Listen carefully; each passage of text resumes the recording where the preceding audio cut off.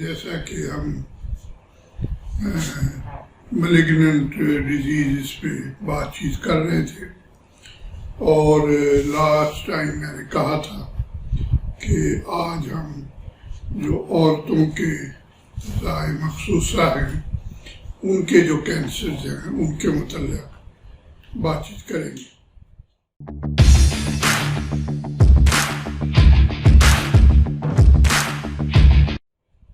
پہلے تو تھوڑی سی بات ہو جائے عورتوں کے کون کون سے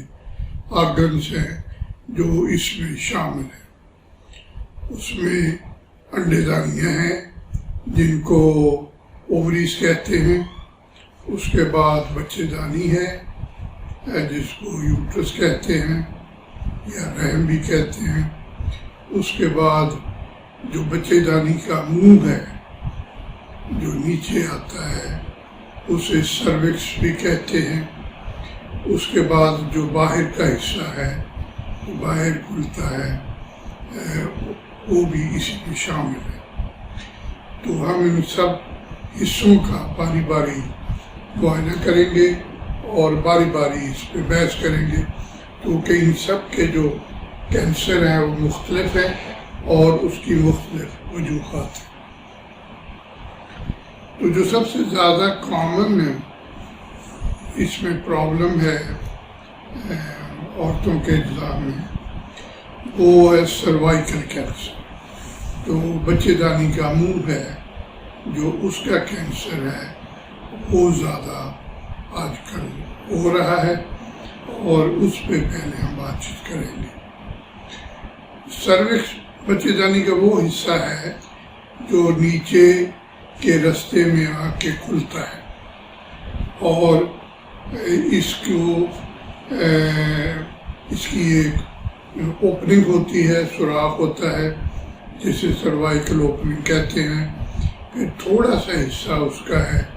جس کو سروائیکل کینال کہتے ہیں، اس کے بعد اوپر کا حصہ جو ہے وہ پھر بچے دانی کہلاتی ہے۔ تو جو سروکس ہے اس کا جو حصہ نیچے کھلتا ہے اس کے جو اوپر سیلز ہوتے ہیں وہ سکویمس سیلز کہتے ہیں انہیں، وہ اور ٹائپ کے سیلز ہیں، اور سروکس کے جو اندر حصہ ہے وہ سیلز اور ٹائپ کے ہیں، انہیں کولمنر ایپیتھیلیم کہتے ہیں، اور باہر والے حصے کو سکویمس ایپیتھیلیم کہتے ہیں۔ اب جو ہی سروکس کے اندر انٹر ہوتے ہیں تو وہ جو نالی بنتی ہے اس کو سروائیکل کینال کہتے ہیں۔ تو سروائیکل کا جو اوپننگ ہے باہر جو سوراخ کھلتا ہے اس سے تقریباً 2 سے 2.5 سینٹی میٹر اندر وہ ایریا ہے جہاں اندر کے سیلز اور باہر کے سیلز آپس میں آ کے ملتے ہیں، یعنی وہ جو کولمنر سیلز ہیں وہ سکویمس اسٹریٹیفائڈ سیلز سے آ کے جوائن کرتے ہیں اور اس ایریے کو ہم کہتے ہیں ٹرانزیشنل زون۔ اچھا، یہ جو ان کی لینڈ مارک ہے، یہ ڈیمارکیشن ہے، یہ ویری کرتی رہتی ہے، کبھی وہ سیلز آگے بڑھ جاتے ہیں کبھی وہ آگے بڑھ جاتے ہیں۔ تو یہ عورت کے جو ہارمونز کا سٹیٹس ہے اس کے مطابق ان کی موومنٹ جو ہے وہ آگے پیچھے ہوتی رہتی ہے۔ جیسے آپ کو میں نے پہلی ویڈیو میں بتایا تھا کہ ایسٹروجن اور پروجسٹرون 2 ہارمونز ہیں جو عورت کے سائیکل کو، مینسٹرل سائیکل کو کنٹرول کرتے ہیں اور ان کو مینٹین رکھتے ہیں۔ تو وہ فرسٹ پارٹ میں ایسٹروجن جو ہے وہ زیادہ ہائی لیول پہ ہوتی ہے اور سیکنڈ ہاف میں پروجسٹرون زیادہ ہائی لیول پہ ہوتی ہے۔ تو یہ دونوں ہارمون جو ہیں وہ ٹرانزیشنل سیل جو ہے زون ہے اس کو افیکٹ کرتے ہیں اور سیلز اوپر نیچے ہوتے رہتے ہیں۔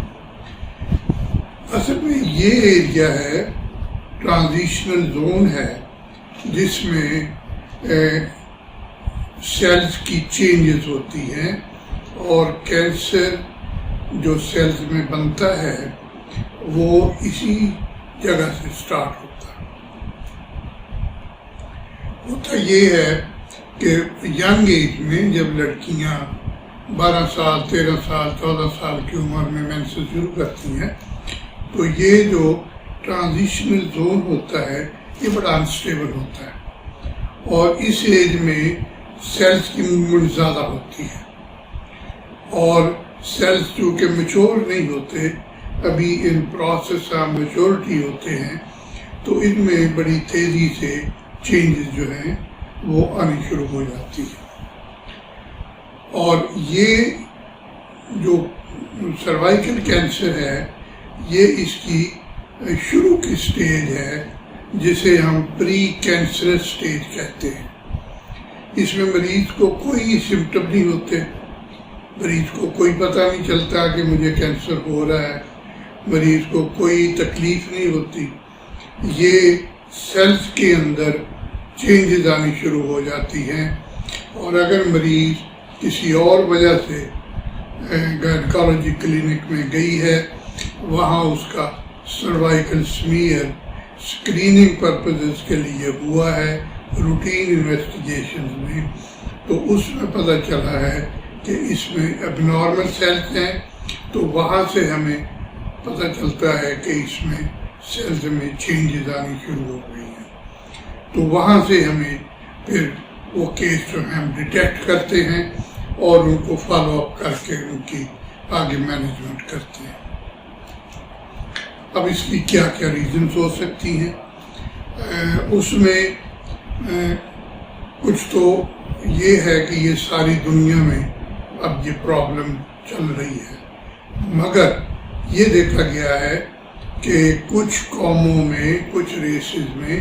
اس کا انسیڈنس زیادہ ہے اور کچھ میں کم ہے اور کچھ میں ہے ہی نہیں۔ اس کی وجوہات ہیں، اس کی وجہ یہ ہے کہ یہ جو ڈیزیز ہے یا یہ جو چینجز ہیں سیلز کی، اس میں ایک تو کاز بہت امپورٹنٹ کاز ہے وائرل انفیکشن۔ ایک پیپیلا وائرس ہوتا ہے، وہ دیکھا گیا ہے کہ اس کی ایٹیالوجی میں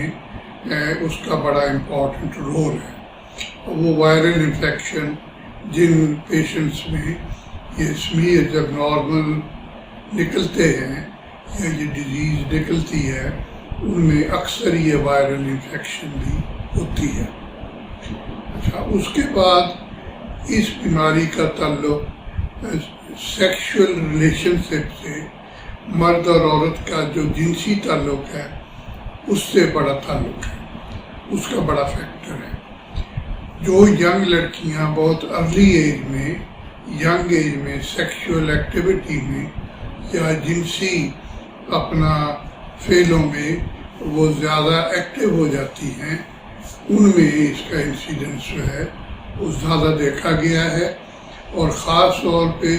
ان لڑکیوں میں جن کے ایک سے زیادہ سیکشول پارٹنر ہوں۔